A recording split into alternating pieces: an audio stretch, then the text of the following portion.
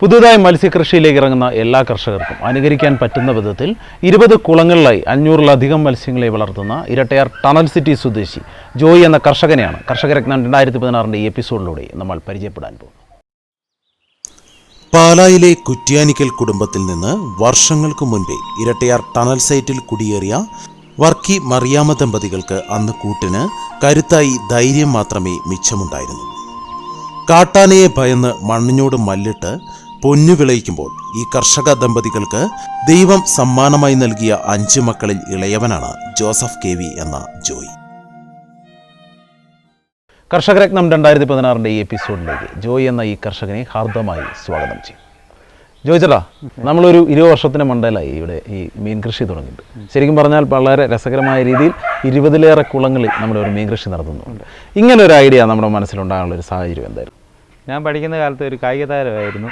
അതിനാൽ പല ദേശങ്ങളിലും പല സ്ഥലങ്ങളിലും ഞാനിങ്ങനെ പല മത്സ്യങ്ങൾ വളർത്തുന്നവരൊക്കെ കാണാനും നടക്കുകയും പല വീടുകളിൽ ഇത് കാണുകയും ചെയ്തു. അതിൽ നിന്നുണ്ടായ താല്പര്യത്തിലാണ് വളരെ ചെറുപ്പം തൊട്ടേ മത്സ്യങ്ങളെ പിടിക്കാനും എടുക്കാനും കൊടുക്കാനുള്ള താല്പര്യമുണ്ടായി. അങ്ങനെയാണ് ഇത്ര വിപുലമായിട്ട് ഇത് നടത്താൻ തുടങ്ങിയത്. അതിന് ഇതന്വേഷിച്ച് ഈ നാട്ടിലുള്ള പല ആൾക്കാരും ഇവിടെ വരികയും ഇത് പറഞ്ഞു കൊടുക്കുകയും ഇത് എങ്ങനെ വളർത്തേണ്ടതെന്ന് കാണിച്ചു കൊടുക്കുകയും ചെയ്ത് ആയിരക്കണക്കിന് ആൾക്കാർക്ക് മത്സ്യങ്ങളെ ഞാൻ എത്തിച്ചു കൊടുക്കുന്നു. ജില്ലാ വോളിബോൾ ടീമിൽ അംഗമായിരുന്ന ജോയി വോളിബോളിനൊപ്പം വടംവലിയെയും ഇഷ്ടപ്പെട്ടിരുന്നു. മത്സരങ്ങൾക്കായി കേരളത്തിൽ ഉടനീളം നടത്തിയ യാത്രകളിൽ കണ്ടുപരിചയിച്ച മത്സ്യകൃഷികളും മത്സ്യങ്ങളോടുള്ള താല്പര്യവുമൊക്കെ പകർന്നു നൽകിയ സമ്മാനമാണ് ഈ മത്സ്യകൃഷി. അതുകൊണ്ട് തന്നെ ഈ കർഷകന്റെ മുഖ്യ ജീവിതോപാധി കൂടിയാണ് ഇപ്പോൾ ഈ മത്സ്യകൃഷി.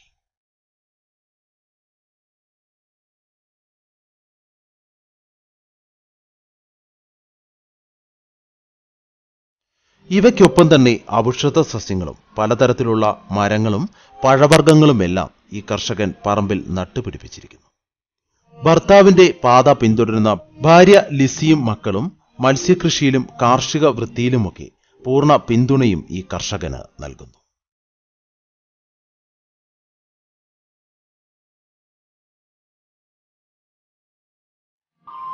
ജില്ലയിലെ മറ്റ് കർഷകരെ പോലെ തന്നെ ഫിഷറീസിന്റെ ക്ലാസുകളും ഈ കർഷകനും വലിയ പ്രചോദനം നൽകി. പിന്നീടത് ഫിഷറീസിന്റെ ക്ലാസുകൾ എടുക്കുന്ന ജോലിയിൽ ജോയിയെ എത്തിച്ചു. മറ്റുള്ള കർഷകർക്ക് മത്സ്യകൃഷിയുടെ മാർഗരേഖകൾ പറഞ്ഞു കൊടുക്കുന്നതിനോടൊപ്പം ഈ കർഷകൻ മറ്റ് മത്സ്യ നഴ്സറികളിൽ വിളവെടുപ്പിനും പോകുന്നു.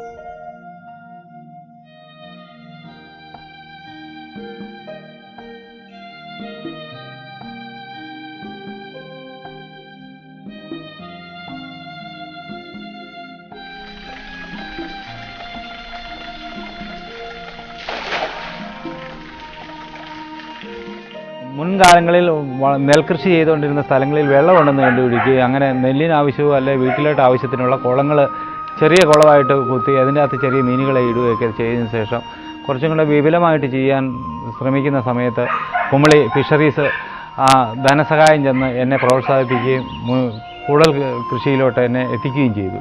അവരുടെ താല്പര്യപ്രകാരം പല കുളങ്ങളിലും പല രീതിയിലും പല സൈസ് മീനുകളെ വളർത്താൻ തുടങ്ങി.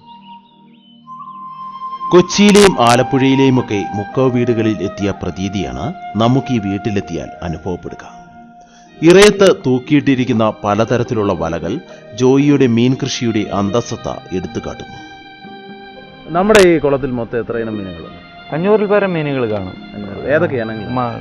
മത്സ്യം കറി വയ്ക്കുന്ന മത്സ്യങ്ങളും അക്വേറിയം മത്സ്യങ്ങളും വേറെ തിരിച്ചിരിച്ചുണ്ട്. അതിൽ ഇവിടെ കട്ടള, റോഹു, മൃഗാള്, ഗ്രാസ് കാർപ്പ്, ഗൗരാമി, നട്ടർ, സിലോപ്പിയ, നെയ്ലോട്ടിക്ക, ഗിഫ്റ്റ്, അങ്ങനെ പുതിയ വെറൈറ്റി ആയിട്ട് ഒരുപാട് ഐറ്റങ്ങൾ ചെയ്യുന്നുണ്ട്.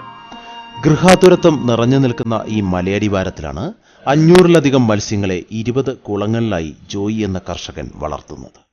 ആദ്യമായി ഇവിടെയെത്തുന്ന ആളുകൾക്ക് ഏതോ ഒരു വനത്തിലെത്തുന്ന പ്രതീതി. നിറയെ മരങ്ങളും കുറ്റിച്ചെടികളും പുൽവർഗ്ഗങ്ങളുമായി ഒരു സ്ഥലം.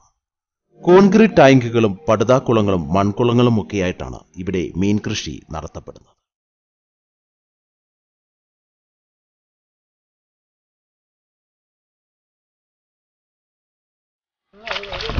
അലങ്കാര മത്സ്യങ്ങളെയും വളർത്തു മത്സ്യങ്ങളെയും ഒരുപോലെ ഈ കുളത്തിൽ നിക്ഷേപിച്ചിരിക്കുന്നു. Catla, rohu, mrigal, grass carp, gourami, ഞട്ടർ, തിലോപ്പിയ, റെഡ് തിലോപ്പിയ എന്നിങ്ങനെ വലുതും ചെറുതുമായി നിരവധി മത്സ്യങ്ങളാണ് ഈ കുളങ്ങളിൽ നീന്തി തുടിക്കുന്നത്.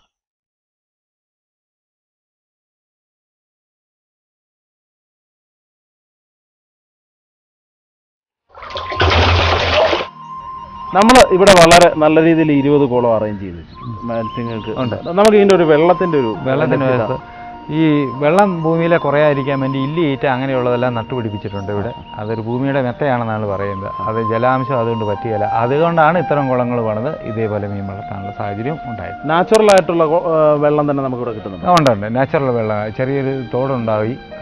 അതിന് ശേഷം വേനൽക്കാലങ്ങളിൽ നന്നായിട്ട് ഇവിടെ വെള്ളമുള്ള സ്ഥലമാണ്. ഇത് ഈറ്റ, ഇല്ലി അങ്ങനെയുള്ള സസ്യങ്ങൾ നട്ടുപിടിപ്പിച്ചുകൊണ്ടാണ് ജലം പറ്റുന്നത്. ഈ പറമ്പിനോട് ചേർന്ന് ഒഴുക്കുള്ള ചെറിയ ഒരു കൈത്തോടാണ് ഇവിടുത്തെ പ്രധാന ജലസ്രോതസ്.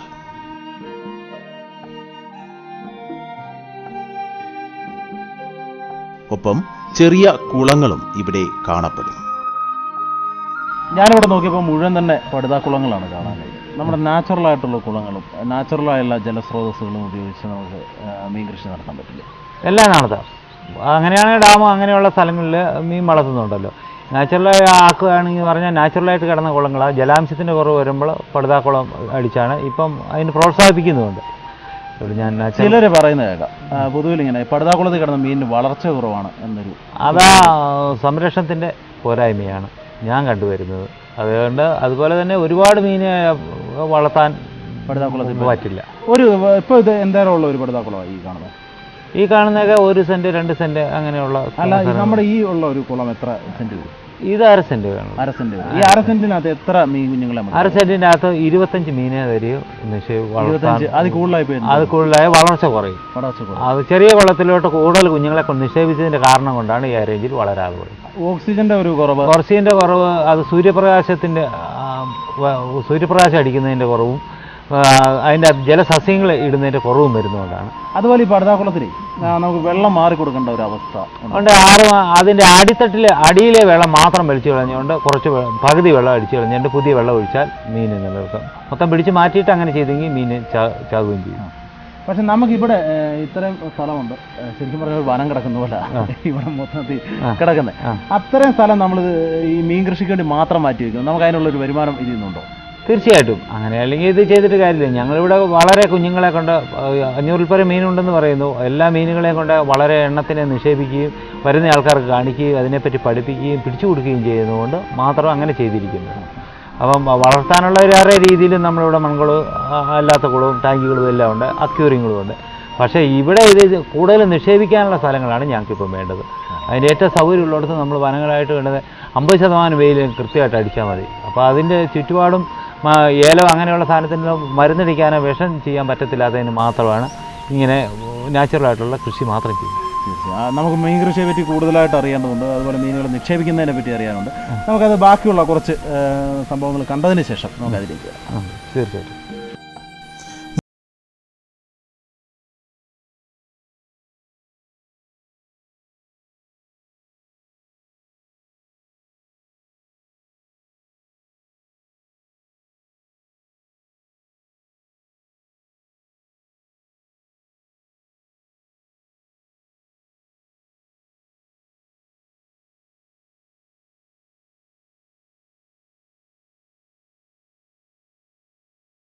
ാണ് മീൻകുളങ്ങൾ പരിരക്ഷിക്കപ്പെടുന്നത്.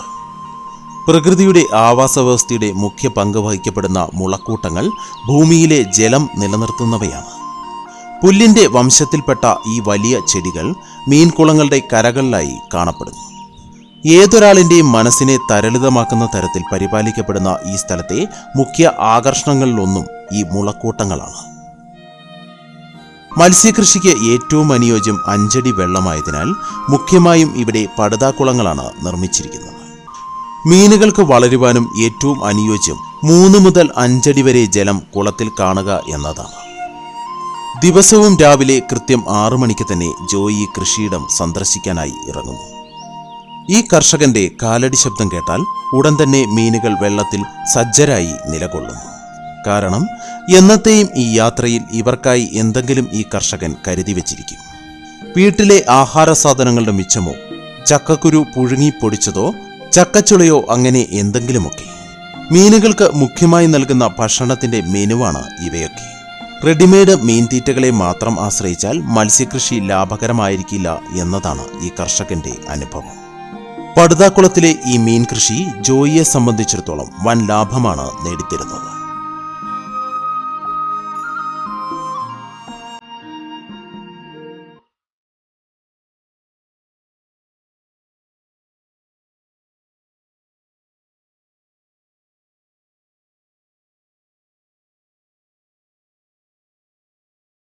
ഇന്ന് ഒരുപാട് അനന്ത സാധ്യതകളുള്ള അലങ്കാര മത്സ്യകൃഷിയും ഈ കുളത്തിൽ നടന്നുവരുന്നു.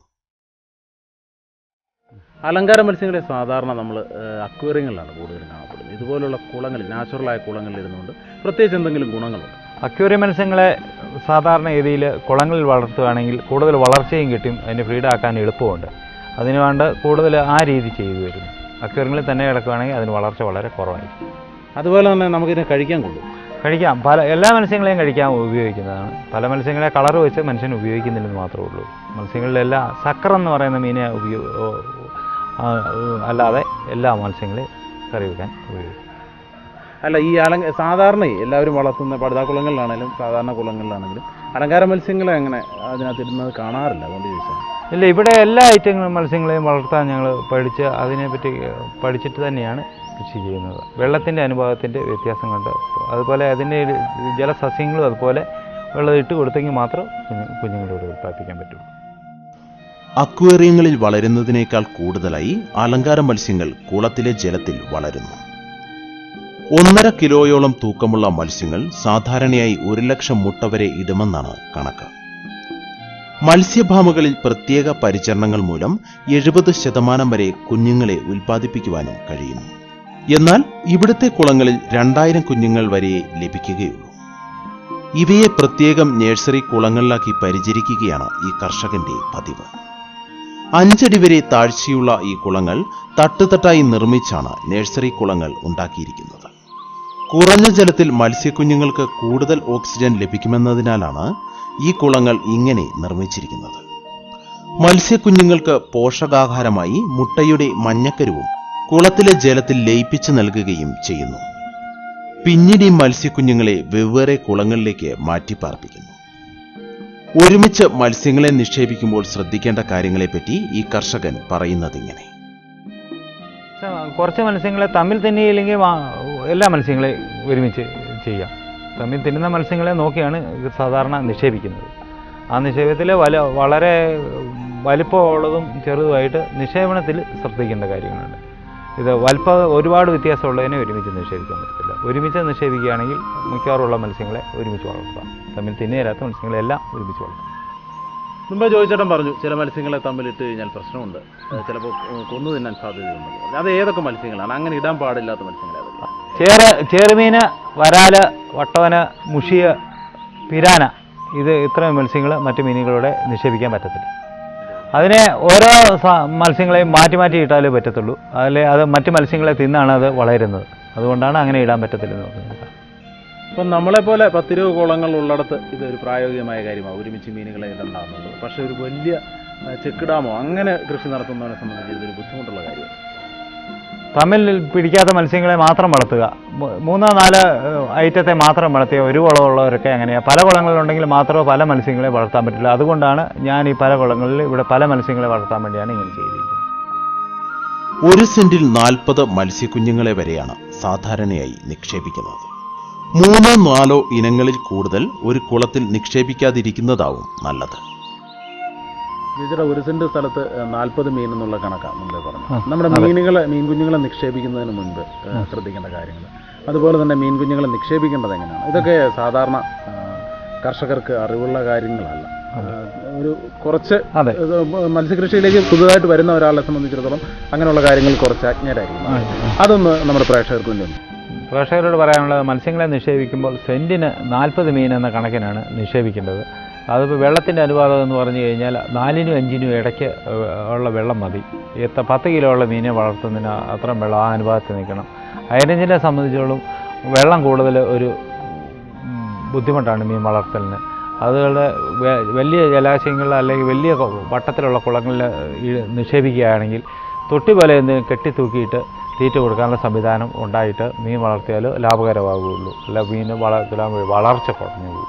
നമ്മൾ ഈ പടുതാക്കുളത്തിൽ വെള്ളം ഇടയ്ക്കിടയ്ക്ക് മാറേണ്ട ഒരു പ്രക്രിയയുണ്ട്. അപ്പം മീനുകളെ നമ്മൾ ഇടുമ്പോഴും ചിലപ്പോൾ 2 മാസം 3 മാസം കൂടുമ്പോൾ നമ്മൾ മീനുകളെ ചിലപ്പോൾ പിടിച്ച് മാറ്റിയെന്നിരിക്കും. ചിലപ്പോൾ അത്രയും കാലഘട്ടം മീനുകൾ അതിനകത്ത് കിടന്നില്ലെന്ന് വരും. നമ്മൾ ഓരോ സമയത്തും മീൻ കുഞ്ഞുങ്ങളെ ഇടുമ്പോൾ ശ്രദ്ധിക്കേണ്ട കാര്യങ്ങൾ, കുളം വൃത്തിയാക്കേണ്ട കാര്യങ്ങൾ അതെന്തൊക്കെയാണ്? പടുതാക്കുളം പണിയുമ്പോഴാണ് സ്റ്റെപ്പുള്ള കുളങ്ങൾ പണിയുന്നതായിരിക്കും നല്ലത്. അത് സ്റ്റെപ്പുള്ള എന്ന് പറഞ്ഞാൽ കുഞ്ഞുങ്ങളെ നിക്ഷേപിക്കുമ്പോൾ കയറ്റ ഇറക്കം വെള്ളം നിൽക്കുകയാണ് ഏറ്റവും നല്ലത്. അതിനുശേഷം 6 മാസം പടുതാക്കുളത്തിലാണെങ്കിൽ 6 മാസം കഴിയുമ്പോൾ വെള്ളം വളരെ കേട് കണ്ട് അല്ലെങ്കിൽ അതിൻ്റെ pH വ്യത്യാസം വരുമ്പോൾ അടിയിലത്തെ ജലം മാത്രം വലിച്ചു കളയുക. അടിയിലത്തെ ജലം വലിച്ചു കളയുന്നതിൻ്റെ കാരണം പിന്നെ ഈ പടുതാക്കുളത്തിലാണ് മണ്ണിലെ പോലെ അതിൻ്റെ കാഷ്ടങ്ങൾ ലയിച്ചു പോകുന്നില്ല. അതിൻ്റെ കാഷ്ടം അടിയുമ്പോൾ വീണ്ടും തീറ്റ റിട്ടേൺ ഇടുമ്പോൾ അതിന് വളരെ അസുഖങ്ങൾ വരാനുള്ള സാധ്യത കൂടുതലാണ്. അതുകൊണ്ടാണ് വെള്ളത്തിൽ നിക്ഷേപിക്കുന്ന സമയത്ത് വളരെ ശ്രദ്ധിക്കണം. പുതിയ മീൻ ഐറ്റത്തിന് നിക്ഷേപിക്കുന്നതിന് മുമ്പ് ജലത്തിൽ ചാണകവും കുമ്മായം കൂടെ ഇടണം. ഇട്ടിന് സെൻറ്റിന് 25 കിലോ ചാണകവും 1 കിലോ കുമ്മായം എന്ന അനുപാതത്തിൽ ഇടുകയാണ് നല്ലത്. അപ്പോൾ ഈ പ്ലവങ്ങൾ ഉണ്ടാകാനുള്ള സാധ്യത കൂടുതലുണ്ട്. അങ്ങനെ ഇട്ടെങ്കിൽ മാത്രമേ മീൻ കുഞ്ഞുങ്ങളുടെ അടുത്ത സ്റ്റെപ്പിൽ വളർച്ച കിട്ടുകയുള്ളൂ. അല്ലാത്ത പക്ഷം വെറുതെ മീനെ കൊണ്ട് നിക്ഷേപിച്ചാൽ മീൻ കുഞ്ഞുങ്ങൾ വളരുകയില്ല. ഓരോ പ്രാവശ്യവും മീൻ കുഞ്ഞുങ്ങളെ നിക്ഷേപിക്കുമ്പോൾ കുളത്തിലെ ജലം മാറ്റേണ്ടത് ആവശ്യമാണ്. കുളം വൃത്തിയാക്കിയതിനു ശേഷം കുമ്മായവും ചാണകവും ഇട്ട് 1 ദിവസത്തിന് ശേഷമാണ് ജലം കുളത്തിൽ നിറയ്ക്കുന്നത്. വളം ചെയ്യുക എന്നതാണ് ഈ പ്രക്രിയയ്ക്ക് പൊതുവെ പറയുന്നത്. ജലത്തിലെ pH അളവ് കൃത്യമാകുമ്പോൾ മീൻ കുഞ്ഞുങ്ങളെ നിക്ഷേപിക്കുന്നു. ആഴ്ചയിൽ 1 വീതം ജലത്തിന്റെ pH അളവ് പരിശോധിക്കുന്നതാണ് നല്ലത്. pH നോക്കേണ്ട വിധം ഈ കർഷകൻ വിവരിക്കുന്നത് ഇങ്ങനെ. കുളത്തിലെ pH നോക്കുന്നത് എങ്ങനെയാണ് ഇതിനെ കാണിച്ചു തരുന്നതാണ്. ആദ്യം കുളത്തിൽ കുറച്ച് വെള്ളം എടുക്കുക. എടുത്തിട്ട് ഇത് എൻ്റെ കയ്യിലൊരു ടെസ്റ്റ് ട്യൂബ് ഉണ്ട്. ആ ടെസ്റ്റ് ട്യൂബിലോട്ട് ഇങ്ങനെ ഒഴിക്കുന്നു.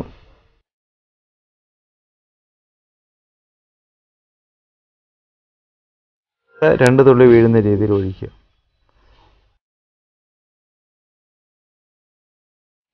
വെള്ളം നന്നായിട്ട് മിക്സ് ആകുമ്പോൾ ഇതിനകത്ത് pH കളർ കൊടുത്തിരിക്കുന്ന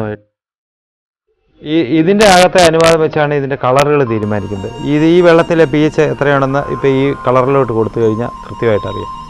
6.5 ആണ് ഇതിൻ്റെ pH കാണിക്കുന്നത്. 7.2 വരെ ആവുള്ളൂ. ഇതിന് 7 മുകളിലോട്ട് പോയി കഴിഞ്ഞാൽ ഈ pH കുറവാണ്, മത്സ്യങ്ങൾ ചത്തുപോകാൻ സാധ്യതയുണ്ട്. അതിൽ pH ഇതിൽ കുറവ് വരണമെങ്കിലോ മത്സ്യങ്ങൾക്ക് ജീവിക്കാൻ പറ്റത്തുള്ളൂ. അല്ലെങ്കിൽ അസുഖങ്ങളോ രോഗങ്ങളൊക്കെ വന്ന് മത്സ്യങ്ങൾ ചത്തുപോകാൻ സാധ്യതയുണ്ട്. കുളങ്ങളിലെ ജലം ഒരു ടെസ്റ്റ് ട്യൂബിൽ എടുത്തതിനു ശേഷം pH ലായനി അതിൽ കലർത്തി ജലത്തിന്റെ നിറം മാറുന്നതനുസരിച്ചാണ് pH വാല്യൂ കണക്കാക്കുന്നത്. pH വാല്യൂ 7 കൂടിയാൽ മത്സ്യങ്ങളുടെ നാശത്തിന് അത് കാരണമാകുന്നു. ചേട്ടാ, അതുപോലെ തന്നെ pH നോക്കുക എന്ന് പറഞ്ഞു. നമ്മുടെ ജലത്തിന്റെ pH നോക്കുക എന്നുള്ളത് അത് പ്രേക്ഷകർക്ക് വേണ്ടി നമ്മൾ കാണിച്ചു തന്നു. പക്ഷേ ഇത് എല്ലാ പ്രാവശ്യവും ചെയ്യേണ്ട ഒരു കാര്യമുണ്ട്. pH കൂടെ നോക്കണം. pH മത്സ്യങ്ങൾക്ക് വളർച്ച കിട്ടാൻ വെള്ളത്തിൻ്റെ pH നോക്കേണ്ടി അഭിവാജ്യ ഘടകമാണ് നോക്കേണ്ടത്. അത് 7.5 വരെ 4 തൊട്ട് 7.5 വരെയാണ് ഏറ്റവും കൂടുതൽ മീൻ വളരാനുള്ള സാധ്യത. അത് ചാണകം കുമ്മായം ഇട്ടതിന് ശേഷം pH അളന്നതിന് ശേഷം മീനെ നിക്ഷേപിക്കുകയാണ് ഏറ്റവും നല്ലത്. എല്ലാ കുളങ്ങൾക്കും വളർച്ച കിട്ടണമെങ്കിൽ കാലഘട്ടം 2 മാസം 3 മാസമൊക്കെ ആകുമ്പോൾ വെള്ളത്തിൻ്റെ കളർ ചേഞ്ചിങ് കണ്ടാൽ pH നോക്കണം. എന്താണ് അതിൻ്റെ അകത്ത് ഏത് അനുപാതം കുറവ് എന്ന് അറിയാൻ വേണ്ടിയാണ് pH നോക്കുന്നത്. കുമ്മായവും ചാണകവും കലർത്തിയാണ് ജലത്തിന്റെ pH അളവ് ആനുപാതികമാക്കുന്നത്. ജലത്തിലെ pH അളവ് കുറയുന്നതും ജലത്തിൽ ഉണ്ടാവുന്ന ബാക്ടീരിയകളും മൂലം മീൻ കൃഷിയിൽ രോഗങ്ങൾ ഒരു വെല്ലുവിളിയായി എത്താറുമുണ്ട്. മത്സ്യകൃഷിയിൽ രോഗങ്ങൾ ഉണ്ടാകാനുള്ള സാധ്യത വളരെ കൂടുതലാണ്.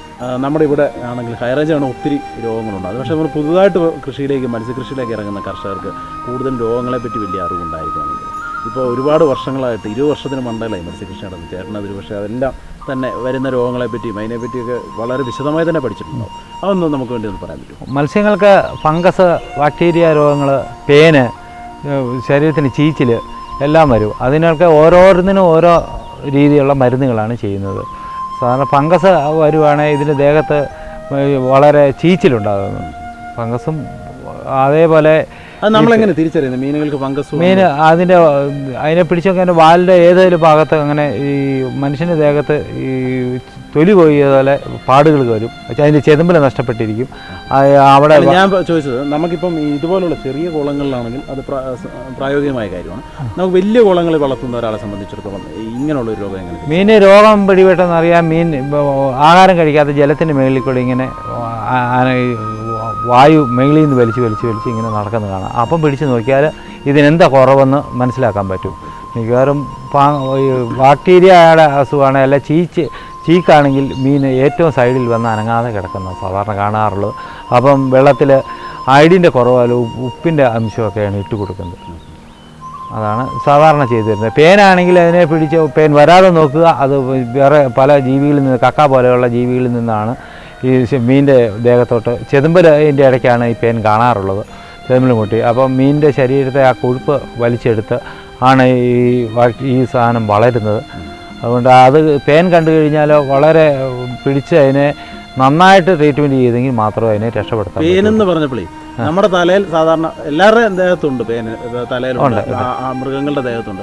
പക്ഷെ മീനിന്റെ ദേഹത്ത് ഇങ്ങനെ ഒരു സംഭവം ഞാൻ ആദ്യമായിട്ട് കേൾക്കാം, പേൻ എന്നുള്ളൊരു സംഭവം. അതെങ്ങനെ നമ്മൾ തിരിച്ചറിയുന്നത്? ഇത് കന്നുകാലിയുടെ ദേഹത്തെ വട്ടൻ്റെ അതേപോലെ, വട്ടൻ എന്ന് പറഞ്ഞാൽ ചെറിയ വട്ടനായിരിക്കുമ്പോൾ ഉള്ള രീതി പോലെ 8 കാലിയുടെ ഒരു കുഞ്ഞു പോലെയാണ് തോന്നുന്നത്.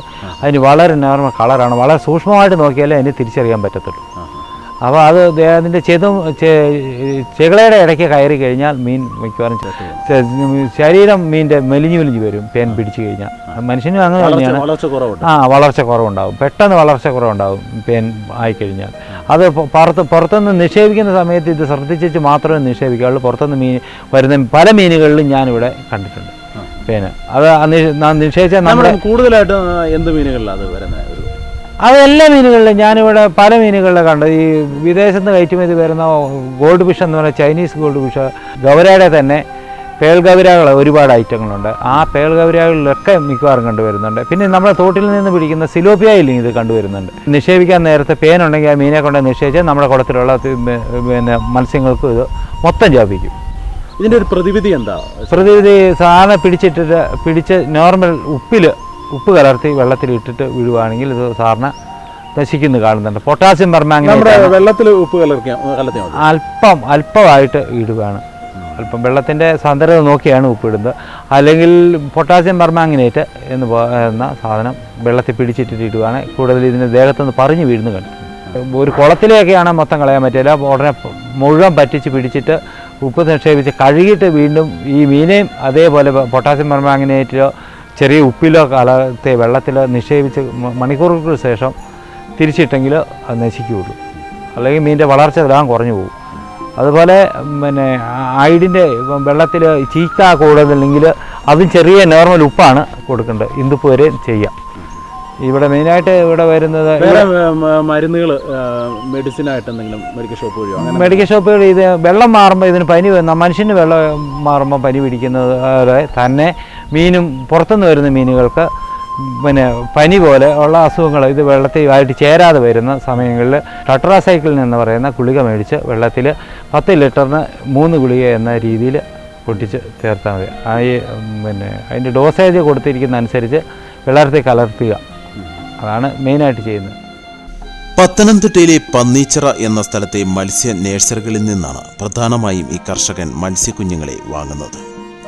ഒപ്പം വൈക്കം, തൃശൂർ എന്നിവിടങ്ങളിൽ നിന്നും തമിഴ്നാട്ടിലെ ചില നഴ്സറികളിൽ നിന്നും ജോയി മീനുകളെ വാങ്ങുന്നു. രോഗങ്ങൾ ഇല്ലാതെ 100% സുരക്ഷിതത്വത്തിൽ വളരുന്നവയാണ് ഇവ. ജോയിച്ചേട്ടൻ ഈ മീൻ കൃഷിയെ പറ്റി വളരെ ആഴത്തിൽ പഠിച്ചിട്ടുണ്ട്. നമുക്ക് ഇങ്ങനെ ഇത്രയും വലിയ അറിവ് കിട്ടിയത് ഫിഷറീസിൽ നിന്ന് തന്നെയാണ്? അല്ല, ഫിഷറീസിൻ്റെ ഒരു ഭാഗം അവർ വളരെ വർഷത്തിൽ എല്ലാ ദിവസവും, വർഷത്തിൽ ഒരു ദിവസം അല്ലെങ്കിൽ 2 ദിവസം ഇതിനെപ്പറ്റി ക്ലാസ് എടുക്കുന്നുണ്ട് ഫിഷറീസിൻ്റെ ആയിട്ട്. വളരെ കുറച്ച് പേര് ഇത് പങ്കെടുക്കും, കുറച്ച് പേര് പങ്കെടുക്കുകയില്ല. പക്ഷേ അവരുടെ ക്ലാസ്സിൽ കുറച്ചൊക്കെ pH-നെ പറ്റിയും വെള്ളത്തിൻ്റെ അനുപാതത്തെ പറ്റിയൊക്കെ പഠിക്കാൻ അവരുടെ ക്ലാസ് വളരെ നല്ലതാണ്. ഇത് നാളുകളായിട്ട് ഞങ്ങളിങ്ങനെ കൃഷി ചെയ്യുന്നതുകൊണ്ട് പല അസുഖങ്ങളും വരുമ്പോൾ ഞങ്ങൾ അതെന്താണെന്ന് അന്വേഷിച്ച് മനസ്സിലാക്കി കഴിഞ്ഞതിന് ശേഷമാണ് പിന്നെ ഇതിന് പ്രതിവിധി അങ്ങനെ കണ്ടുപിടിച്ച് ചെയ്യുകയാണ്. പല പുസ്തകങ്ങളും ഇത് വായിക്കുന്നുണ്ട്. പല മീനുകളെ പറ്റി പഠിക്കാൻ വേണ്ടി വായിക്കുമ്പോൾ അതിൽ നിന്നുണ്ടാകുന്ന രോഗങ്ങളെ പറ്റിയൊക്കെ വളരെ സൂക്ഷ്മമായി ഞങ്ങൾ നോക്കുന്നുണ്ട്. അതുകൊണ്ടാണ് കൂടുതൽ മീനെ വളർത്തുമ്പോൾ നമ്മൾ ഓരോ മീനുകളെ പറ്റി അതുപോലെ പഠിക്കുന്നതുകൊണ്ടാണ് നമുക്ക് പ്രതിവിധിയും കണ്ടുപിടിക്കാൻ പറ്റുന്നത്. നമ്മുടെ ഈ ഹൈ റേഞ്ചിലുള്ള കർഷകർ കൂടുതലും വളർത്തുന്ന ഒന്നെങ്കിൽ ഗ്രാസ് കാർപ്പ്, തിലോപ്പിയ, കട്ടള അങ്ങനെയുള്ള മത്സ്യങ്ങളാണ്. ഇതുപോലെ എല്ലാ മത്സ്യങ്ങളും വളർത്തുന്നത് വളരെ വിരളമായിട്ട് കാണാറുള്ളൂ. എന്തുകൊണ്ട് കൂടുതലും ആളുകൾ ഇത് വളർത്തി ഈ ഫിഷറീസ് തന്നെ ഇത് വളർത്തി ഈ കട്ടളയും രോഹുവും ഗ്രാസ് കാർപ്പും വളർത്തിയാൽ മതി എന്ന് പറയുന്നത് എന്തുകൊണ്ടാണ്? ഹൈ റേഞ്ചിലെ ഫിഷറീസ് മത്സ്യക്കുഞ്ഞുങ്ങളെ കൊടുക്കുന്നതെന്ന് പറഞ്ഞാൽ ഉൽപ്പാദനം കൂടുതൽ ഇന്ത്യയിൽ തന്നെ കൂടുതൽ ഉൽപ്പാദിപ്പിക്കുന്ന, അല്ലെ കേരളത്തിൽ തന്നെ പാലക്കാട്, തൃശ്ശൂർ, പത്തനംതിട്ട ഈ സ്ഥലങ്ങളിലൊക്കെയാണ് കൂടുതൽ മീൻ കുഞ്ഞുങ്ങളെ ഉൽപ്പാദിപ്പിച്ച് ഹാർച്ചറിയിൽ നിന്ന് ഉൽപ്പാദിപ്പിച്ച് കൊടുക്കുന്നത്. അതുകൊണ്ട് അവിടുന്ന് വരുന്ന കുഞ്ഞുങ്ങൾ കൂടുതൽ മനുഷ്യന് നഷ്ടം വരാതിരിക്കാനാണ് വളർത്തലുകാർക്ക് കട്ടള, റോഹു, ഗ്രാസ് കാർപ്പ്, സൈപ്രസ് എന്ന് പറയുന്ന ഗോൾഡ് ഫിഷ് അങ്ങനെയുള്ള ഐറ്റങ്ങൾ കൂടുതൽ കൊടുക്കുന്നു. നിക്ഷേപിക്കാൻ അത് വളർച്ചയുണ്ട്, മത്സ്യങ്ങൾ കഴിക്കാൻ ആൾക്കാർക്ക് കൂടുതൽ ഇഷ്ടമായ മീനാണ്. അതിനാകൊണ്ട് ആണ് ഈ കുഞ്ഞുങ്ങളെ കൂടുതൽ ഫിഷറീസ് ഉൽപ്പാദിപ്പിച്ചു കൊടുക്കുന്നത്. ഫിഷറീസ് മുഖ്യമായും നൽകുന്നത് കട്ടള, രോഹു, ഗ്രാസ് കാർപ്പ് എന്നീ മത്സ്യങ്ങളെയാണെങ്കിലും ഇടുക്കി ജില്ലയിലെ ജലാശയത്തിൽ വളരാൻ അനുയോജ്യമായ മത്സ്യങ്ങൾ വേറെയുമുണ്ട്. അവയിൽ പ്രമുഖരാണ് ജിയന്റ് കവര എന്ന ഗൗരാമി, ഒപ്പം നട്ടർ എന്ന പേരിൽ അറിയപ്പെടുന്ന പിരാനയും തിലോപ്പിയയുടെ വകഭേദങ്ങളായ നൈലോട്ടിക്ക, റെഡ് തിലോപ്പിയ, ഗിഫ്റ്റ് എന്നിവയെയും ഈ കർഷകൻ വളർത്തുന്നു. ഒപ്പം ചെറിയ രീതിയിൽ കരിമീൻ കുഞ്ഞുങ്ങളെയും ഈ കുളത്തിൽ കാണുവാൻ കഴിയുന്നു. അലങ്കാര മത്സ്യങ്ങളായ ഓസ്കർ, മൂൺ നൈറ്റ്, കോയി കാർപ്പ് എന്നിവയും ഈ ശേഖരത്തിലുണ്ട്. ഇതൊരു സിമന്റ് ടാങ്ക്. അതെ, ഇതിനകത്ത് കൂടുതലും ഗൗരിയാണോ? ഗൗര ഉണ്ട്, കട്ടളയുണ്ട്, ഗ്രാസ് ഉണ്ട്, റൂവുണ്ട്, ഗോൾഡ് ഫിഷ് ഉണ്ട്. ഇത്ര ഐറ്റം മീനെ ഒരുമിച്ച് നിക്ഷേപിക്കാതെ പല ഐറ്റം മീനെ പല കുളങ്ങളിലും പല ഐറ്റം മീനെ ഒരുമിച്ചാണ് നിക്ഷേപിച്ചിരിക്കുന്നത്. ഈ ഗൗരാമി ഒരു വളരെ ഡിഫറൻറ്റഡ് ആയ മീനാണ്. അതെ, വിദേശിയാണ്. നമ്മുടെ ഇവിടെ ഒത്തിരി കാണപ്പെടുന്നുണ്ട്. വളരെ വില കൂടിയ ഒരു മത്സ്യമാണ്. അതെ, അതിൻ്റെ ഇറച്ചിക്കാണെങ്കിലും മാംസം. നമുക്ക് അതിൻ്റെ ഒരു എത്ര കിലോ വരെയാകും? ഗൗരാമി 10 കിലോ വരെയാണ് സാധാരണ. 15 കിലോ ആണ് പറയുന്നത്. 10 കിലോയൊക്കെ വളരുന്നത്. 8 കിലോ വരെ ഉള്ളത് ഞങ്ങളിവിടെ വിറ്റു പിടിച്ചു. വിറ്റു. ഇവിടെ ഇപ്പം 4-5 കിലോകളാണ് ഇപ്പം കിടക്കുന്നത്. ഇവയ്ക്ക് പിന്നെ തീറ്റ എന്താ? തീറ്റ ഇത് കപ്പയും ചോറും എല്ലാം തിന്നും. ചേമ്പരയാണ് കൂടുതൽ തിന്നുന്നത്. സസ്യബുക്കാണ്. മത്സ്യങ്ങളെ പോലെ തന്നെ മറ്റുള്ള മത്സ്യം കൂട് കൂട്ടിയാണ് കുഞ്ഞുങ്ങളെ ഉൽപ്പാദിപ്പിക്കുന്നത്. മറ്റുള്ള മത്സ്യം പോലെ മുട്ടയിട്ട് പോവുകയല്ല. ഇത് വളരെ നന്നായിട്ട് ഈ എട്ടുകാലിയുടെ വല പോലെ കൂട് കൂട്ടിയാണ്, അത് ചപ്പും ചവറും എല്ലാം കൊണ്ടേ വെച്ചാണ് ആദ്യം ഇത് ഒരുക്കിയിട്ടാണ് കൂട് കൂട്ടുന്നത്. 90 ഉപവർഗവും 4 ഉപകുടുംബങ്ങളും 15 ജനുസുകളിലും ഉൾപ്പെടുന്ന വലിയ ഒരു ശുദ്ധജല മത്സ്യ കുടുംബമാണ് ഗൗരാമികൾ. ഈ കുടുംബത്തിലെ മിക്ക മത്സ്യങ്ങളെയും അലങ്കാര മത്സ്യമെന്ന നിലയിൽ വളർത്തിവരുന്നു. ഏഷ്യൻ ഭൂഖണ്ഡത്തിലെ ഇന്ത്യ, പാകിസ്ഥാൻ, വടക്ക് കിഴക്കൻ കൊറിയ എന്നീ സ്ഥലങ്ങളിൽ ഇവയെ കാണപ്പെടുന്നു. ഗൗരാമിയുടെ വലിയ ഇനങ്ങൾ ഭക്ഷ്യയോഗ്യമാണ്. കേരള വിപണിയിൽ 500 രൂപ വരെ ഇവയുടെ ഇറച്ചിക്ക് വിലയുണ്ട്. വളരെ ഭംഗിയുള്ള അലങ്കാര മത്സ്യമായ സായാമീസ് ഫൈറ്റർ മത്സ്യ കുടുംബത്തിൽപ്പെട്ടവയാണ് ഗൗരാമികൾ. 8 മുതൽ 10 വർഷം വരെ വളർച്ചാ കാലഘട്ടമുള്ള ഇവ 10 മുതൽ 15 കിലോ വരെ വളരുമെന്നാണ് കണക്ക്. നമ്മുടെ 10 കിലോ വരെ ഗൗരാമി ആവുമെന്ന് പറഞ്ഞാൽ ഇവിടെ എത്ര കാലം കൊണ്ടാകും? അതൊരു 4 വർഷം കൊണ്ട്. 4 വർഷം കൊണ്ട് 10 കിലോ. നമ്മൾ ഇവിടെ വളർത്താൻ പറ്റിയ മീൻ വളരെ ഹൈ റേഞ്ചുകാർക്ക് ഏറ്റവും വളർത്താൻ പറ്റുന്ന മേൽ ചുണ്ടുള്ള മീനാണ്. അത് ജലത്തിൻ്റെ ഉയരത്തിൽ വന്ന് തിന്നാനും ചേമ്പരയാണ് അത് കൂടുതൽ ഭക്ഷിക്കാൻ ഇഷ്ടപ്പെടുന്നത്. അതുകൊണ്ട് അതിനെ കൂടുതൽ ഇവിടുത്തെ ഈ വെള്ളത്തിലും വെള്ളത്തിലും വലിയ താഴ്ച നിൽക്കാത്ത മീനായതുകൊണ്ട് കൂടുതൽ വളർത്താൻ സൗകര്യമുണ്ട്. പക്ഷേ കുഞ്ഞുങ്ങൾ ഉൽപ്പാദിപ്പിക്കണമെങ്കിൽ ഇതിന് വെള്ളം വളരെ കുറച്ച് ഉള്ള സ്ഥലങ്ങളിൽ അതുകൊണ്ട് ഹൈ റേഞ്ചിൽ ചൂട് കൂടുതലുണ്ടെങ്കിൽ മാത്രമേ ഇത് കുഞ്ഞുങ്ങൾ ഉൽപ്പാദിപ്പിക്കുള്ളൂ. അത് മഴക്കാലം വന്ന് പെട്ടെന്ന് മഴക്കാലം ഉണ്ടായാൽ നേരത്തെ മഴ പെയ്താൽ ജനുവരി ഫെബ്രുവരി മാസങ്ങളിലാണ് ഇത് കൂട് കൂട്ടുന്നതൊക്കെ. ആ സമയത്ത് മഴയുണ്ടായാൽ ആ വർഷത്തെ കുഞ്ഞുങ്ങൾ ഉണ്ടാകാൻ സാധ്യത കുറവാണ്. കൂട് കൂട്ടി മുട്ടയിടുന്നതുകൊണ്ട് ഇത് വളരെ സുഖമായിട്ട് മറ്റു മീനുകളൊന്നും ഇല്ലാതെ ആണ് ഇതിനെ കുഞ്ഞുങ്ങളെ ഉൽപ്പാദിപ്പിക്കാൻ പറ്റുള്ളൂ. 2 അടി വെള്ളത്തിൻ്റെ അകത്തോ ഇത് കൂട് കൂട്ടുകയുള്ളൂ. കുഞ്ഞുങ്ങൾ ഉൽപ്പാദിപ്പിക്കാൻ ഒരു സമയത്ത് എത്ര കുഞ്ഞുങ്ങൾ വരെ? ഇതിന് വളരെ നല്ല കാലാവസ്ഥ കിട്ടുകയാണെങ്കിൽ 1000 കുഞ്ഞു വരെ ഒരു ഒരെണ്ണത്തിൽ നിന്ന് ഒരു പ്രാവശ്യം. ഇപ്പോഴത്തെ വില അനുസരിച്ച് 40 രൂപയ്ക്ക് ഒരു കുഞ്ഞിൻ്റെ വിലയാണെങ്കിൽ 1000 കുഞ്ഞ് ഉൽപ്പാദിപ്പിച്ച 40,000 രൂപ അങ്ങനെ കിട്ടിയവർ ഉണ്ട്. തൊടുപുഴക്കാരന് ഒരു കർഷകന് ഒരു 2 മത്സ്യത്തിൽ നിന്ന് ഒരു ആണും പെണ്ണിൽ നിന്ന് 40,000 രൂപ വരെ കിട്ടി.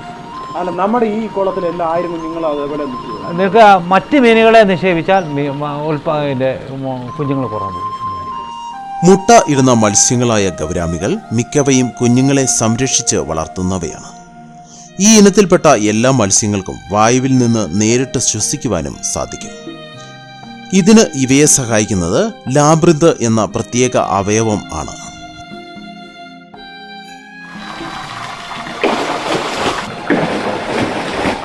ഇരുപത് വർഷങ്ങൾക്ക് മുകളിലായി മീൻ കൃഷി ഒരു ഉപാസന പോലെ നടത്തുന്ന ജോയി എന്ന ഈ കർഷകനെ തേടി ദിനംപ്രതി നിരവധി ആളുകൾ മീൻ വാങ്ങാനായി എത്താറുണ്ട്.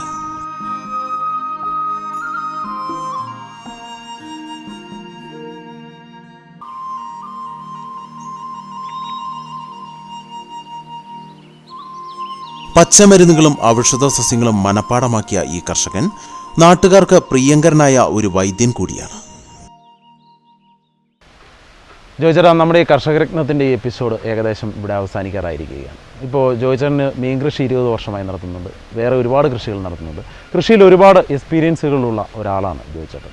ജോയിച്ചേട്ടന് നമ്മുടെ പ്രേക്ഷകരുമായിട്ട് പങ്കുവയ്ക്കാനുള്ള ഒരുപാട് അറിവുകളുണ്ടാവും. കുറച്ചെങ്കിലും പ്രേക്ഷകരുമായിട്ട് ഒന്ന് പങ്കുവയ്ക്കാം. ജലമാണ് മനുഷ്യൻ്റെ അവിഭാജ്യ ഘടകം. ഈ മത്സ്യം വളർത്തുന്നതിനും സസ്യങ്ങൾക്കാണെങ്കിലും ജലം അത്യാവശ്യമാണ്. നമ്മുടെ മണ്ണിൽ വീഴുന്ന ജലം എങ്ങനെ നമുക്കൊക്കെ വിനിയോഗിക്കാം എന്ന മാതൃകയാണ് ഞാനിവിടെ ചെയ്തിരിക്കുന്നത്. വെള്ളം ശേഖരിക്കുകയും അത് എങ്ങനെ വിനിയോഗിക്കാമെന്ന് ആണ് പ്രേക്ഷകർ നോക്കേണ്ടത്. ഞാനിവിടെ ചെയ്തിരിക്കുന്ന എൻ്റെ ഭൂമിയിലെ ജലം വറ്റിപ്പോകാതെ അത് തടഞ്ഞു വയ്ക്കുകയും അതിനെ നിയന്ത്രിക്കുകയും ചെയ്താണ് ഞാൻ ഈ മത്സ്യകൃഷി നടത്തുന്നത്. ഹൈറേഞ്ച് വരുമാനം ഉണ്ടാക്കാൻ കട്ടള, റോഹു, മൃഗാള്, ഗ്രാസ് കാർപ്പ് എന്നുള്ള മത്സ്യങ്ങളുമുണ്ട്. ഇപ്പം വിദേശത്തു നിന്ന് വരുന്ന രീതിയിൽ പറയുകയാണെങ്കിൽ ഗൗരാമിയാണ് ഏറ്റവും നല്ലത്. ഹൈറേഞ്ചിൽ ഏറ്റവും കൂടുതൽ വളരുകയും ഏറ്റവും വില കിട്ടുകയും ചെയ്യുന്ന ഗൗരാമിയാണ്. അതിനെ കൂടുതൽ വളർത്താൻ ശ്രമിക്കുക. അത് പടുതാക്കുളത്തിലാണെങ്കിലും 4 അടി വെള്ളമുണ്ടെങ്കിൽ വളരെ 3-4 കിലോ വളരും.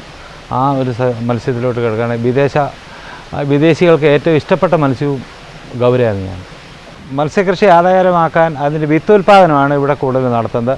ഇവിടെ പുറത്തുനിന്ന് ആൾക്കാർ ധാരാളം വന്ന് മത്സ്യക്കുഞ്ഞുങ്ങളെ വാങ്ങിക്കുകയും ഇതിന് വളർത്തി രീതി പഠിക്കുകയും വിതരണം ചെയ്യുകയും ചെയ്യുന്നുണ്ട്. അതുകൊണ്ട് ഒരു നിശ്ചിത വരുമാനം എന്ന് പറയാൻ ദിവസത്തെ പറയാൻ പറ്റത്തില്ല. മാസം എങ്ങനെ പോയാലും ഒരു 10-15,000 രൂപ ലാഭകരമാക്കാൻ സാധിക്കുന്നുണ്ട്.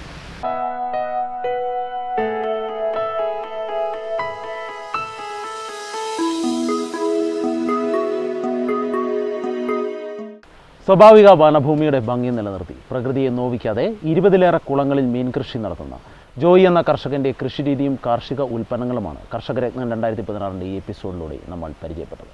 ഇനി പുതിയൊരു എപ്പിസോഡിൽ പുതിയൊരു കർഷകനുമായി നമുക്ക് വീണ്ടും കാണാം.